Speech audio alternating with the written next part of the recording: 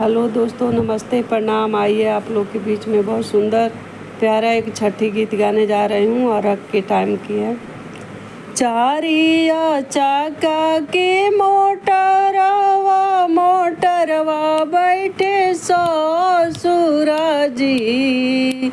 चारिया चाका के मोटरवा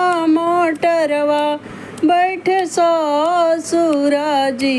ये ससुर जल्दी जल्दी हाकी ना मोटरवा रघवा के बेर भइल। ए ससुर जल्दी जल्दी हाकी ना मोटरवा रघवा के बेर भइल। चारिया चाका के मोटरवा बैठे भसुरा जी। चारिया चाका के मोटरवा बैठे देवर जी। ए भसुर जल्दी जल्दी हाकी ना मोटरवा और घिया के बेर भइल।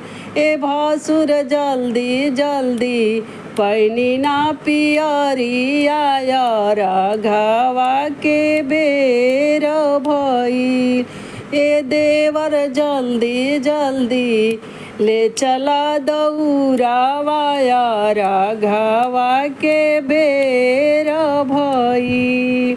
चारिया चाका के मोटरवा बैठे राजा जी। राजा जल्दी जल्दी लावना पानवा सो पड़िया रघिया के बेर भइल। घर में से निकलेली सासु तयवरु जेठानी हो। घर में से निकलेली सासु तयवरु जेठानी हो।